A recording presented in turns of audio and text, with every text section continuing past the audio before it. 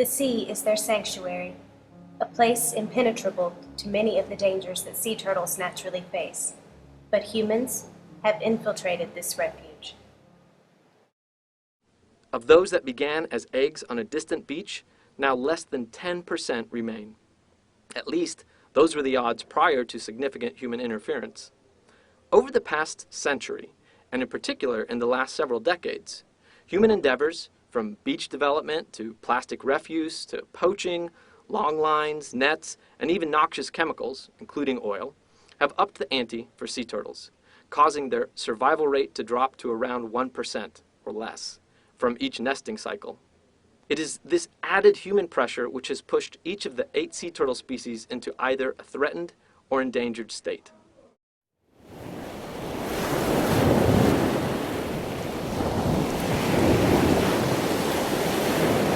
Charlie got plastic confused for a jellyfish, and that's why she wound up in the hospital. We just got to keep plastic out of our oceans. Sea turtles often mistake plastic for jellyfish or other food. Eating plastic is now one of the biggest dangers to sea turtles in the wild. Not only is trash pollution a threat, but toxic chemicals such as oil spills are disasters of epic proportions to not only sea turtles, but to all marine life.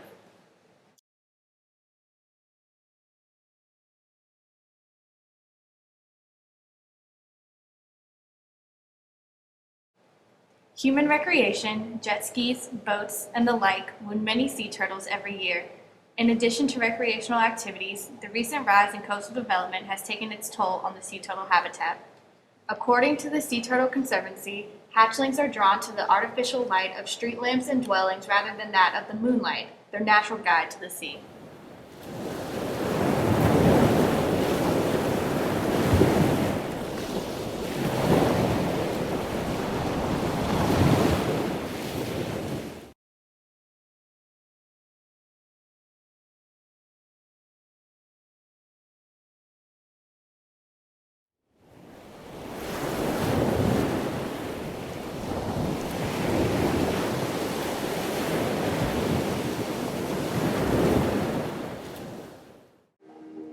Laws and guidelines have been put into place to implement the installation of TEDs into fishermen's nets across the globe.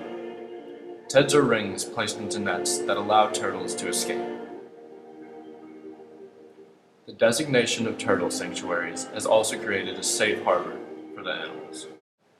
Legislation is part of conservation, but what is the average citizen doing to help sea turtles?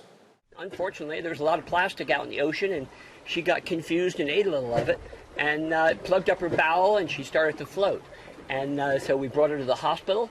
We gave her some antibiotics and gave her a little Metamucil, and she's just much better. You know, at the turtle hospital, they come in, they eat, they poop, they're out. Volunteer organizations such as the Karen Beasley Sea Turtle Rescue and Rehabilitation Center in Topsail Island and the Wrightsville Beach Sea Turtle Project in North Carolina are testaments to the power of the individual in conservation.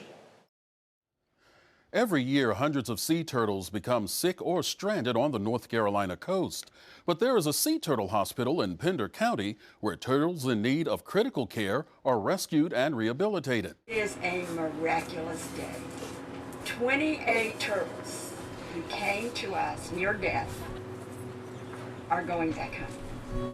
They probably wouldn't have made it if they had not come in the hospital. They came in as cold stuns, and here we are 3-4 months later, rehabbed and put them back in the ocean where they belong. It was great. He took right off, just like he's in a big tank, and nice and calm, and couldn't ask for better. He's ready to go. Some turtles come in and they only need maybe 4 to 6 months of care. Others come in and they need 4 to 5 years of care, depending on how many surgeries they have and what their condition is when they come in. Other organizations, such as the Wrightsville Beach Sea Turtle Project, focus their efforts on nest and hatchling protection and support.